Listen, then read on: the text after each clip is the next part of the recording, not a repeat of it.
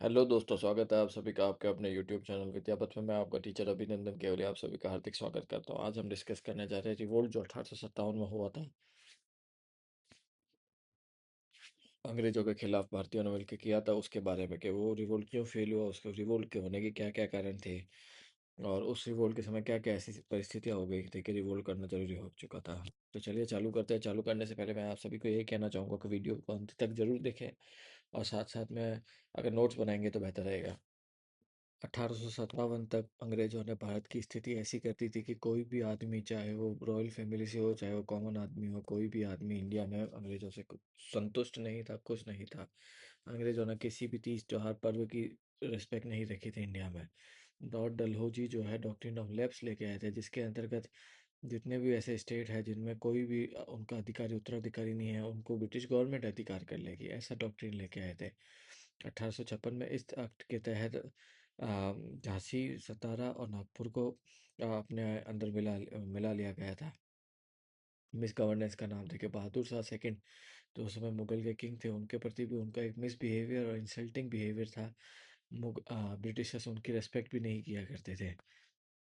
Britishers ने जितना 200 सालों में इंडिया को लूटा है, उस धन को लूट लूट के इंग्लैंड में ले गए हैं, उतना इंडिया के इतिहास में, वर्ल्ड के इतिहास में भी किसी देश ने किसी को नहीं लूटा जितना ब्रिटिशर्स ने अपने 200 साल के कार्यकाल में लूटा है। इतनी वेल्थ का ड्रेन हुआ है, ऐसे ऐसे लॉज एक्ट्स लेके आए हैं कि सारी इंडस्ट्रीज, सारा एग्रीकल्चर, सब कुछ चौपट करके रख दिया। कोई भी आदमी के पास पैसा छोड़ा ही नहीं, सभी वाइड स्प्रेड पॉवर्टी हो चुकी थी उस समय। सभी जने गरीब थे उस समय। वो अकाल अकाल भी आए, वो चलो एक नेचुरल कॉजेज है, पर ब्रिटिशर्स की जो पॉलिसीज रही है और जो फोर्सफुली एग्रीकल्चर वालों को, फार्मर्स को जो इंडिगो उगवाया है, और सारा पैसा उस समय इंग्लैंड लेके गए वो अपने साथ। सोशल कॉज इस प्रकार से थे कि रेशियल डिस्क्रिमिनेशन चल रहा था उस समय। ब्रिटिशर्स जो है वो सोशल सुप्रीमेसी हेड करते थे और इंडियंस को लो नीचा दिखाते थे।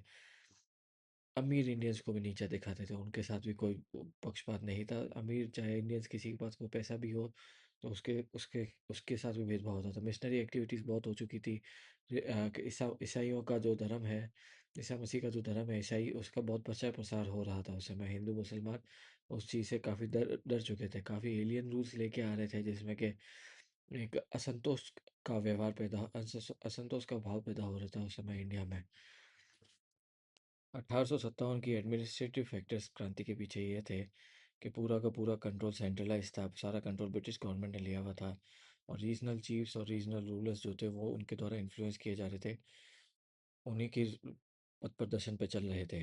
लैंड रेवेन्यू भी ब्रिटिश गवर्नमेंट इतना खराब लाई थी कि उस पर किसानों पर इतने टैक्स लगा दिए कि पूरी तरीके से गरीबी फैल गई इंडिया में। मिलिट्री में भी इंडियंस सोल्जर्स का प्रमोशन नहीं दे रही थी ब्रिटिश आर्मी। इस वजह से मिलिट्री में भी एक हताशा की भावना थी ब्रिटिश आर्मी के अगेंस्ट में।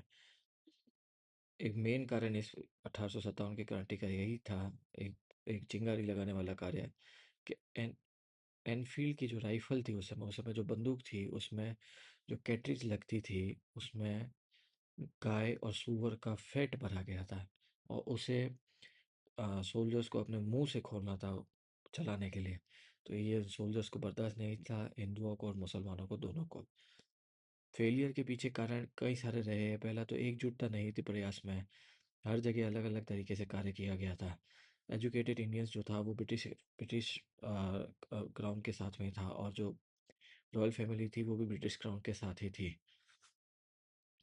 इसका यह परिणाम निकल के आया कि ब्रिटिशर्स ने, ईस्ट इंडिया कंपनी ने इस पूरे आंदोलन को दबाया।